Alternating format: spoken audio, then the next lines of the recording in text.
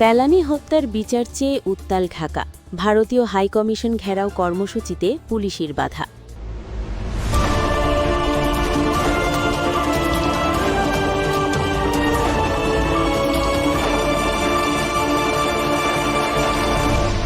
Channel CB. কাঁটাতারে ঝুলে থাকা কিশোরী ফেলানীর নিথর দেহ, যে ক্ষত আজও শুকায়নি বাংলাদেশের মানুষের মনে।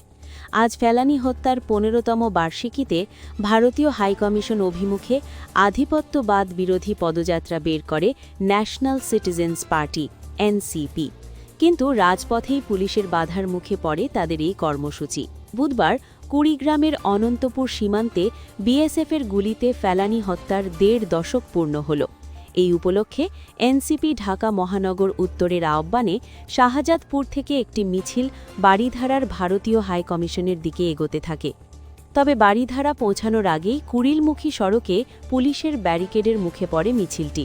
পুলিশের কঠোর অবস্থানের কারণে সেখানেই দাঁড়িয়ে যান নেতাকর্মীরা। শুরু হয় মুহুর্মুহু স্লোগান, দিল্লি না ঢাকা, ঢাকা ঢাকা, কাঁটাতারে ফেলানী, আমরা তোমায় ভুলিনি।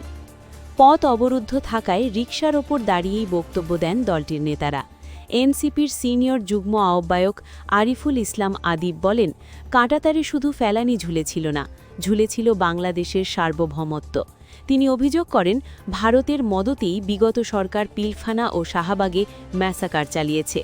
নেতাকর্মীরা দাবি জানান, ভারতকে আন্তর্জাতিক আদালতে জবাবদিহি করতে হবে এবং বাংলাদেশের আসন্ন নির্বাচনে কোনো বিদেশি হস্তক্ষেপ বরদাস্ত করা হবে না। ২০১১ সালের ৭ জানুয়ারি কুড়িগ্রাম সীমান্ত দিয়ে বাবার সাথে ফেরার পথে বিএসএফ সদস্য অমিয় ঘোষের গুলিতে প্রাণ হারায় ফেলানী। দীর্ঘ ৫ ঘণ্টা তার মরদেহ কাঁটাতারে ঝুলে থাকার সেই দৃশ্য বিশ্ব বিবেককে নাড়িয়ে দিয়েছিল। কিন্তু দীর্ঘ ১৩ বছরেও মেলেনি বিচার। ভারতের বিশেষ আদালতে ২ দফা খালাস দেওয়া হয় অভিযুক্ত অমিয় ঘোষকে। বর্তমানে মামলাটি ভারতের উচ্চ আদালতে ঝুলে আছে। ফেলানী হত্যার বিচার শুধু একটি পরিবারের নয়, বরং একটি রাষ্ট্রের আত্মমর্যাদার দাবি। আজকের এই বিক্ষোভ থেকে ফের একবার সেই জোরালো দাবি উচ্চারিত হল রাজধানীর রাজপথে। Subscribe now for daily news and updates.